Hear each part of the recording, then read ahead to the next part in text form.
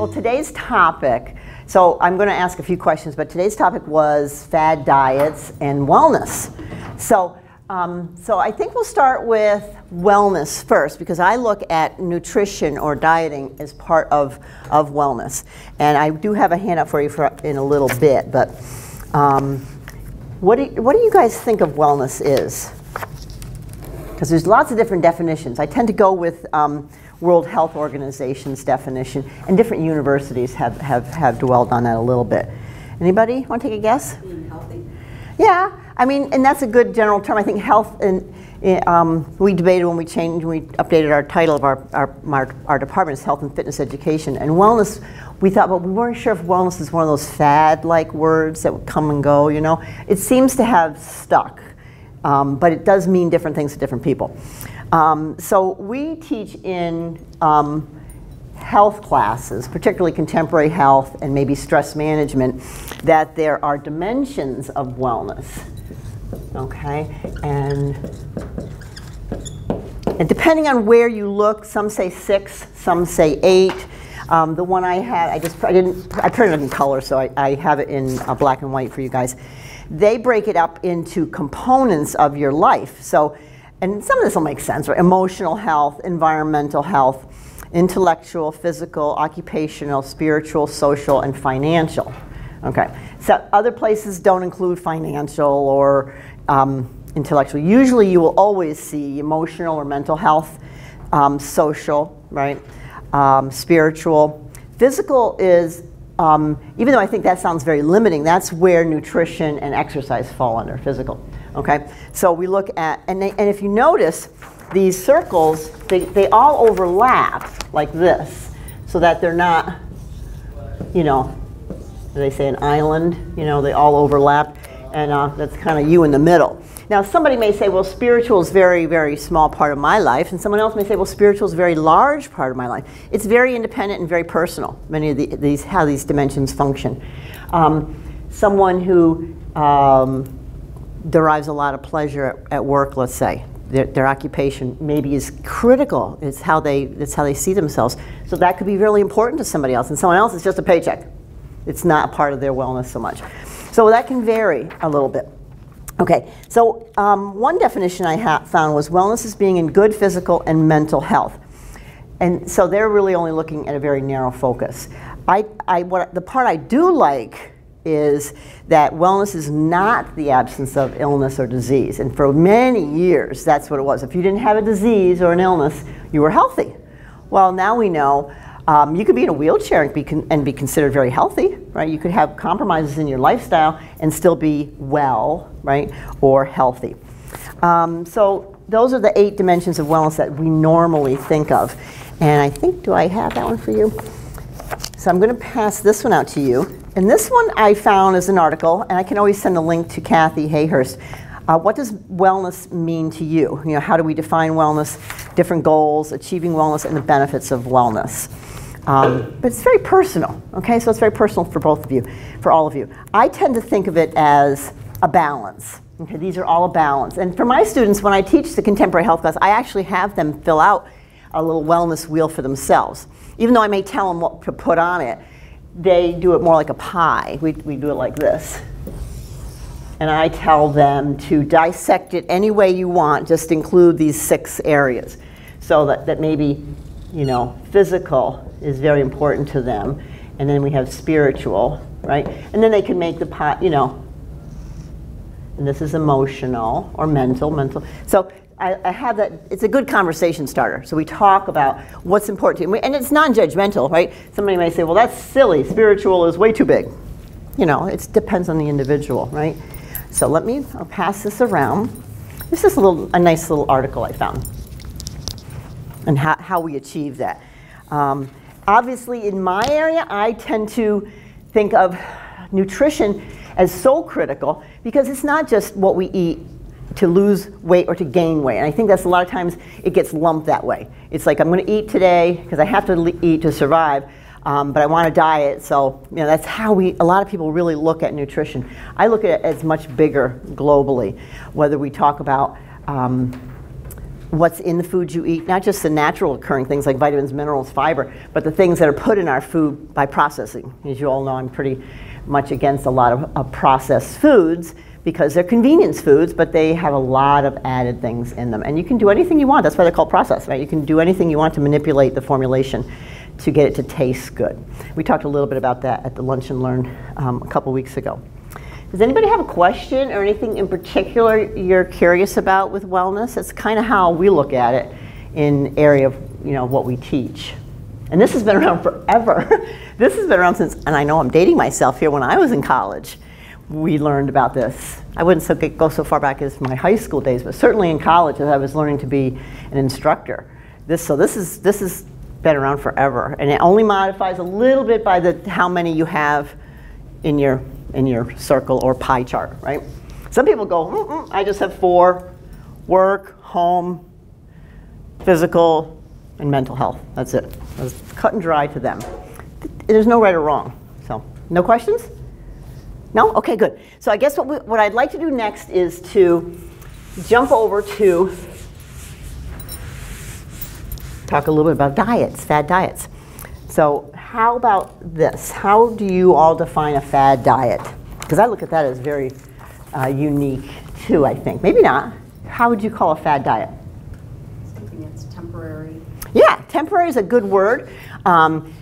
I know people get really insulted when I say even diets that are typically thought of as fairly healthy, like Weight Watchers, because it's still temporary, right? Mary and I've talked about that a long time, right, Mary? About it being, you can make yourself point crazy, right? Counting points and being on Weight Watchers. And usually what's your ultimate goal? Usually isn't health. The ultimate goal is to lose weight, right? And then when you go off the diet, oftentimes you gain the weight back, or you're on and off the diet for the rest of your life. And I know Weight Watchers' belief is you're on it, you should stay on it forever, right? Am I right? You count your points and you learn a system, right? And you just eat that way.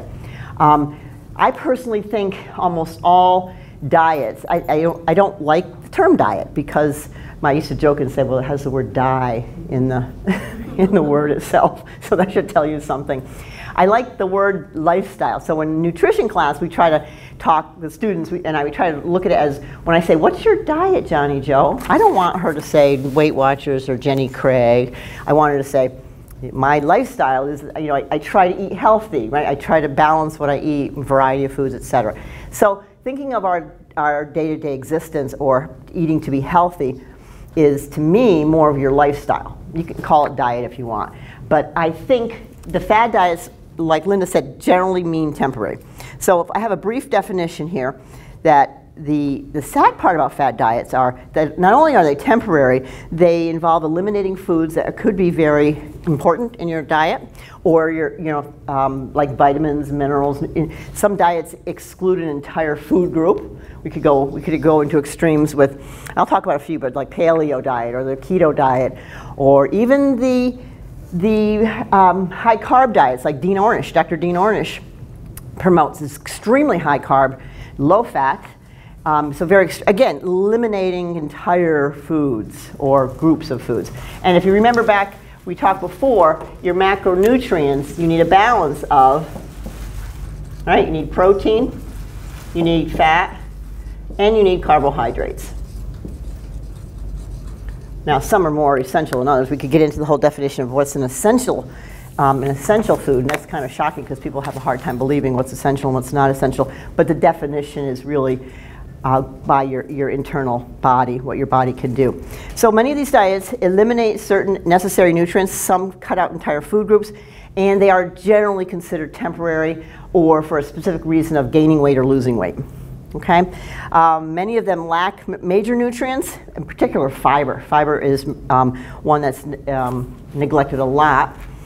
We don't see fiber in meat sources. Fiber is in plant sources. So plant sources tend to be neglected the most.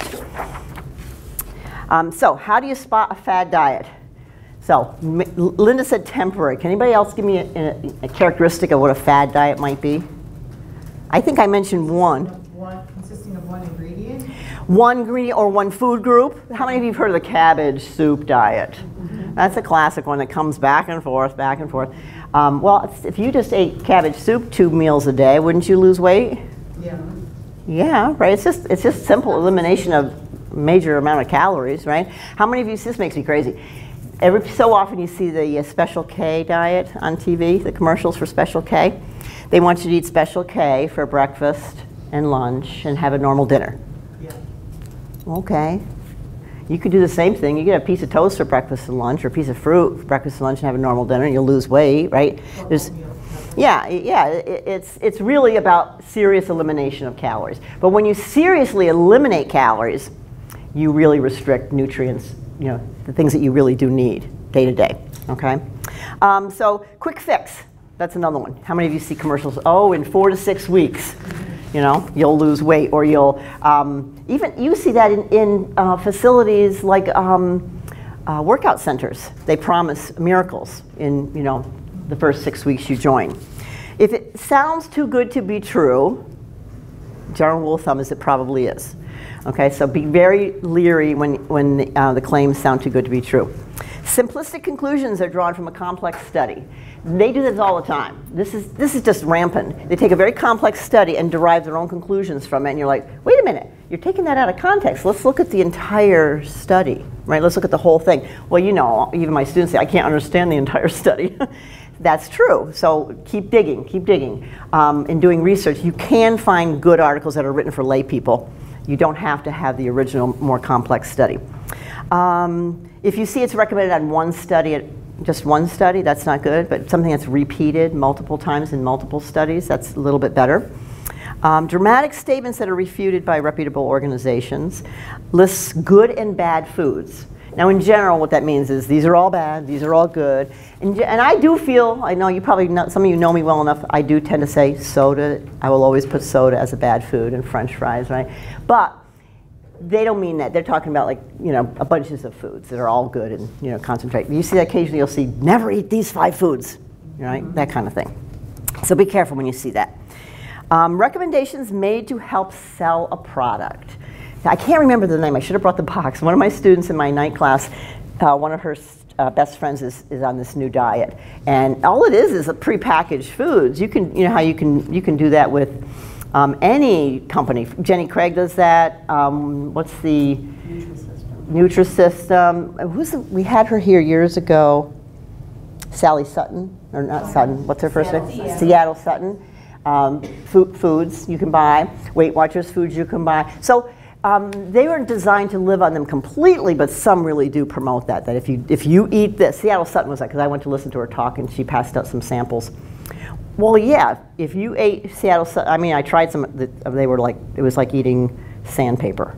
I remember, it was 1,200 calories. Now, I'm sorry, anybody lives on 1,200 calories a day, you're gonna lose weight, period.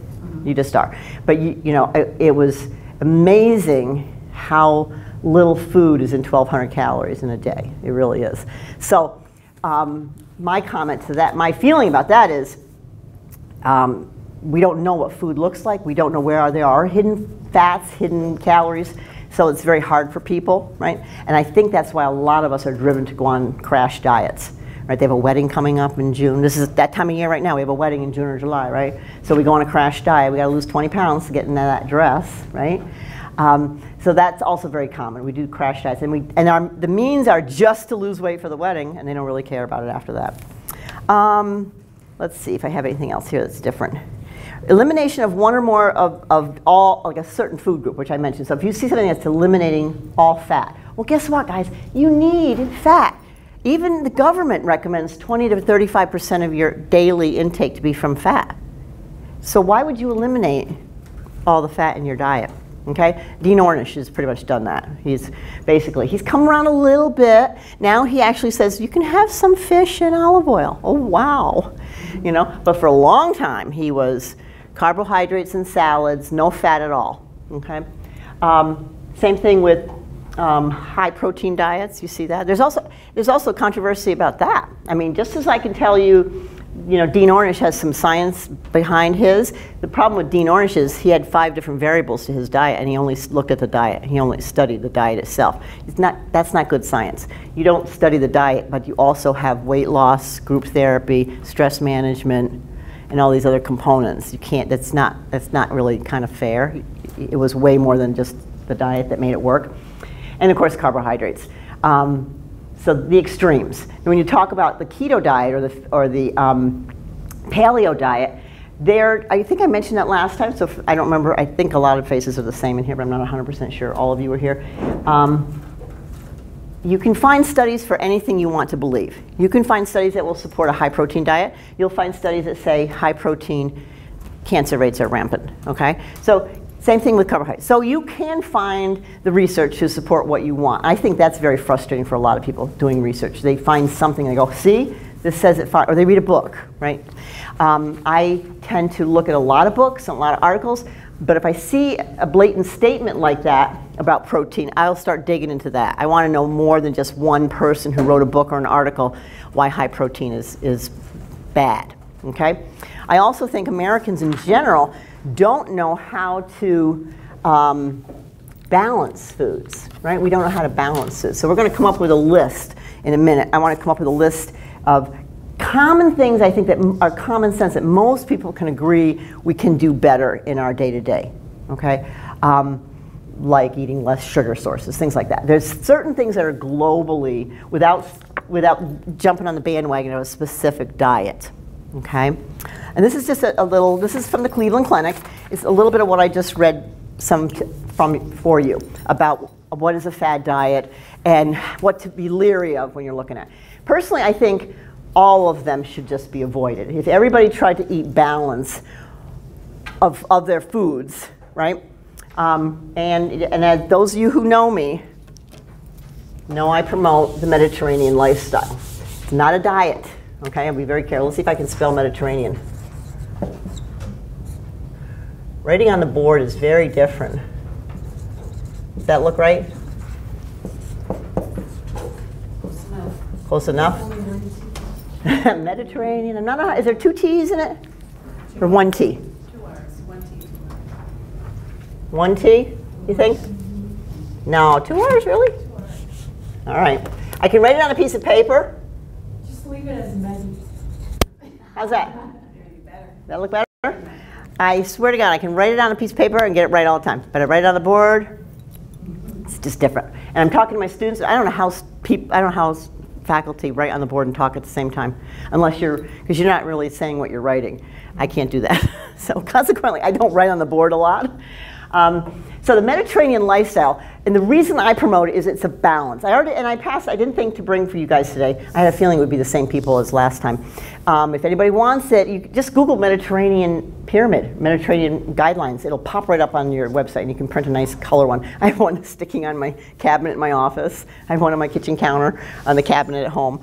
More as a reminder, right? And the reason I like it is it balances everything in your day-to-day life. And if everybody followed a healthy, well-rounded, or well-balanced food intake, you wouldn't have to be on a diet. You wouldn't have to go on a diet, crash diet, okay? The problem is you have to maintain this for periods of time. You can't just be on it for a month and think, okay? So who can tell me? Does anybody know what the hallmark of a Mediterranean diet is? Anybody know? Nuts. You're both right. The fish or seafood. They do have nuts. They do have grains, right? Olive oil. Oh, okay, yes, veggies. Olive oil.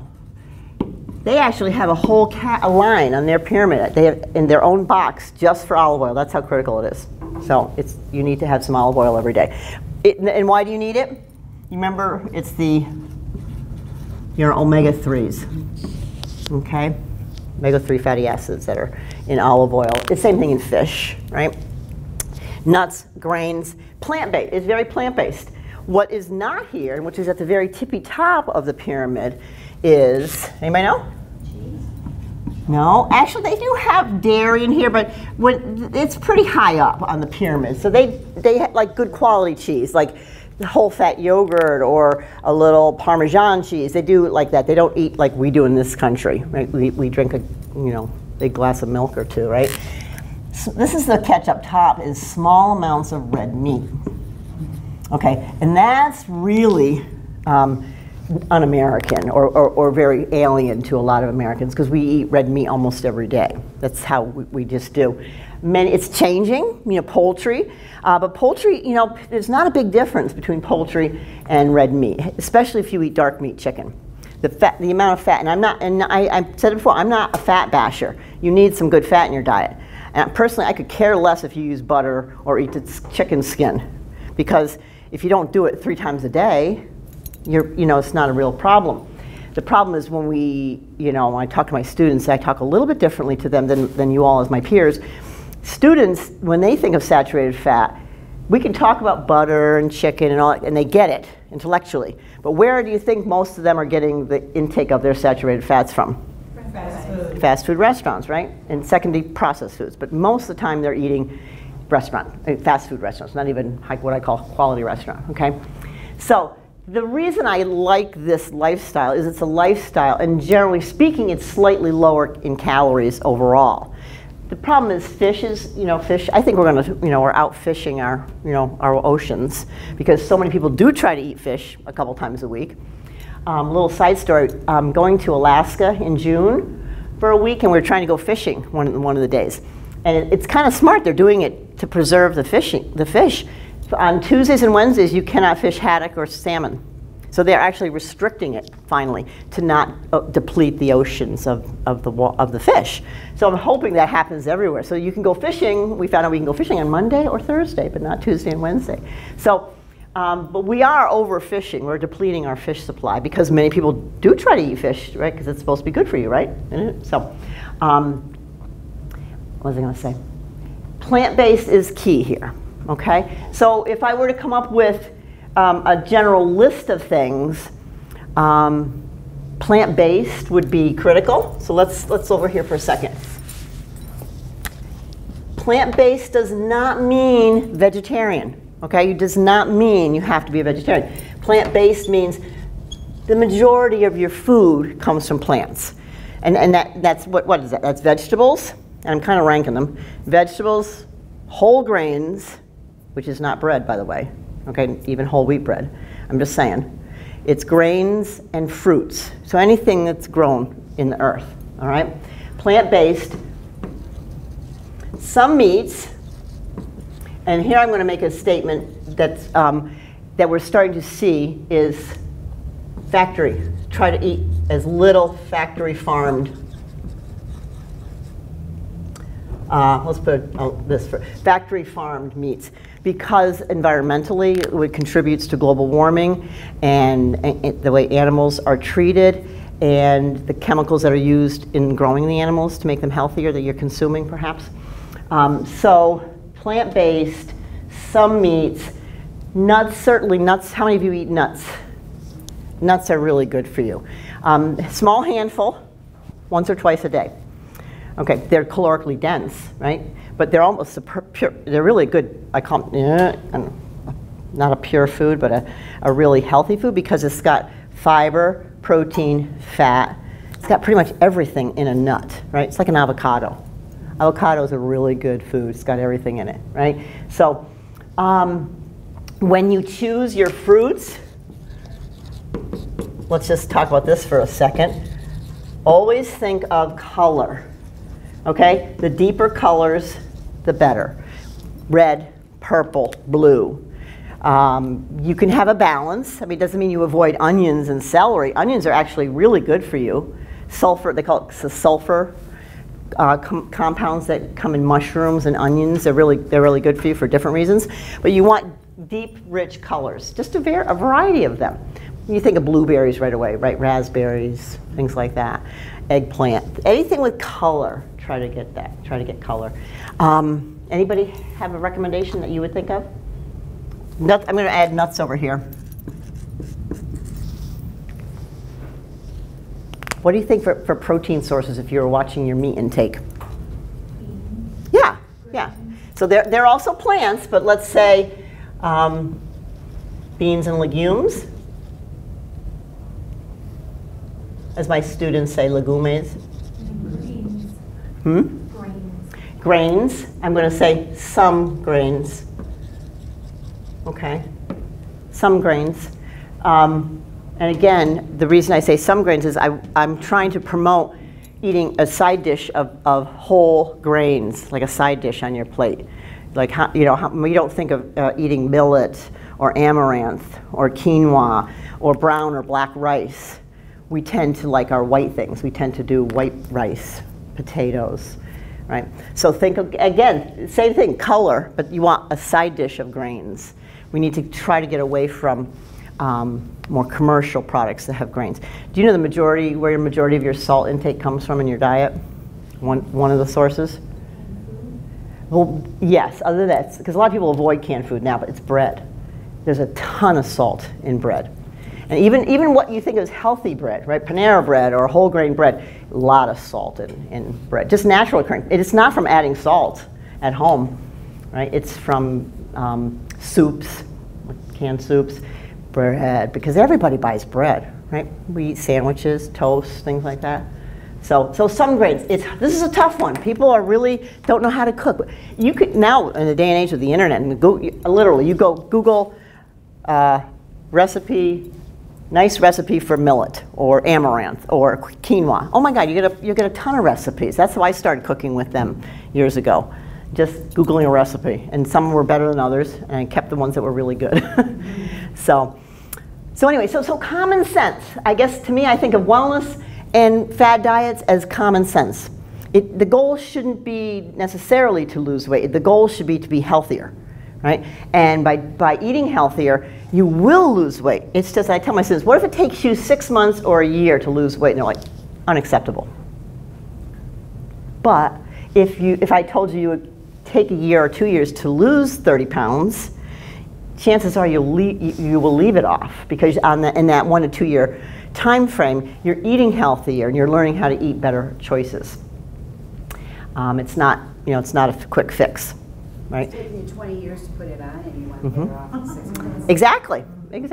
It's true. Yep. Does anybody have any questions? The only other thing I would mention, that I was going to mention if I had a couple minutes, and I did some research because it's fascinating to me, and when we talk about the factory farm, obviously, I'm getting at choosing more organic foods, or what we call non-GMO certified. How many of you see that on boxes now? The little blue symbol, it's on everything, which is good, right? So and again, I copied a few things, and no copies, but I can send an article if anyone's interested. One of the best, largest lawsuits. How many of you know anything about GMOs, genetically modified organisms? Which is fascinating to me because there's a huge lawsuit settlement, which was fascinating. Recently, an $18 million settlement against the grocery manufacturers of America, because what they found they were doing was they were hiding all the major corporations' contributions so that they could fight GMO labeling. It wasn't even fighting GMOs, it was fighting GMO labeling, that you don't have a right to know what's in your foods. Okay, I wasn't judging that, it was saying we don't want it labeled.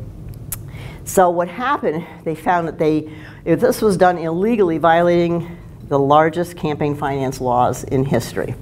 $18 million, and now the grocery manufacturers of America is basically falling apart because the food companies don't want to align themselves anymore. They're like, oh my God, I don't want to, I'll deal with my own thing, right? So it's the largest campaign finance violation in United States history. And like I said, it was all about hiding the anti-GMO labeling. But what's happening is you're starting to see that label, the GMO certified. So it says non-GMO certified on the box. I can just see it now. I can see it like in a cereal box or Triscuits or something like that. Okay. So that's a little something I want to talk about.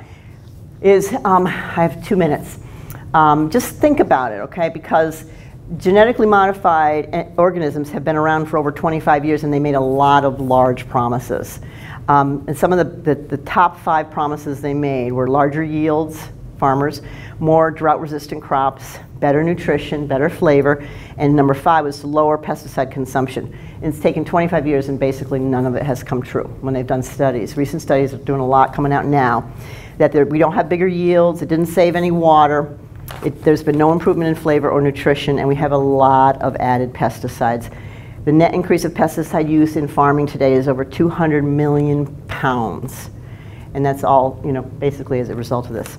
So the only way you can, if that's your choice, to avoid GMO, automatically if you buy organic, you eliminate, by the definition of organic, that it's not GMO. Or the non-GMO certified, which is more the same price, almost the same price as regular. Okay, organic does cost more, I'm not gonna lie. But again, supply and demand. The more demand there is for organic foods, you start to see it. Now, I mean, I could see organics, they have organic sections in Jewel. Here's the organic section, here's the, right, the regular. So even Walmart has some things in the, Walmart's kind of sketchy, you know, when you look at their produce aisle's a little, you know, wilty, but I don't go there for produce. But you can see they do have more organic products. It is becoming more and more popular. The problem is that the crops that are grown today have GMO traits, you know, that have been into all the crops. They are actually part of the crop you grow.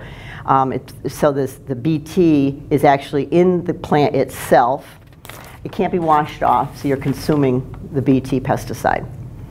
The other one, I know you've probably heard of it, is the glyphosates. Glyphosates, just Google glyphosates. That's part of the big problem with Monsanto, which is now called Bayer. You know what Roundup is, right? Mm-hmm. Roundup is glyphosates. And we don't, even though we don't have, the science is still out a little bit on this, but according to the World Health Organization, glyphosate, they say, is that they are probable carcinogen. They definitely are endocrine disruptors, and they are also patented as an antibiotic. So the only way, the major crops, I just thought I end with this, telling you the major crops that to avoid if you really want to understand or stay away from GMO crops are corn, soy, canola, sugar beets. Understand that 50% of the sugar you consume comes from sugar beets. You can buy organic sugar though, right? You can buy organic sugar. Cotton, which is really only for cottonseed oil as far as human consumption would be, and of course alfalfa. We don't consume alfalfa. And wheat, which is interesting because a lot of people eat wheat, right? And some barley and oats. And how that's done is it's not grown necessarily from seed, but before they process and cut all the wheat down, they spray it with the glyphosates as a desiccant. It dries it out during harvesting. So what they're starting to say is if you see a lot more gluten sensitivity in yourself or someone you know, it may have to do with the glyphosates that have been sprayed on the wheat before or during harvesting. I think the last thing I wanted to say about that was, yeah, this just to try to buy, this would avoid that. It's not the complete answer, but it is partial answer to the GMO problem. It's fascinating. It's fascinating material. Anybody who has any questions, you could always email me separately. I printed off a really good article. The Office of the Attorney General in Washington State really was just about the lawsuit and the settlement and the companies that were behind it. It was just amazing. And this is what makes me really angry is I think they think of us as being stupid. You know, I believe Americans, we are gullible, but I do not believe we're stupid. And this whole thing was to hide tons of stuff from us and because we're stupid. Not good. But if anybody's interested, there's one, I use this all the time for my students. It's called EWG.org. Anybody ever heard of Environmental Working Group? I recommend checking them out. They're a watchdog group. And if it wasn't, they did a lot for bringing this lawsuit, not totally because it was the judge in the Attorney General's office, but they historically are always out watching for the little people, you know, the gullible people that we are. And I like what they do. They really do kind of, the watchdog group kind of explains it, right? They're like the 60 Minutes, you know. They go out after the big guns and put their reputation on the line. So that's all for today. Any questions? No? Thanks, guys. I think I'm back next week or the week after for something else.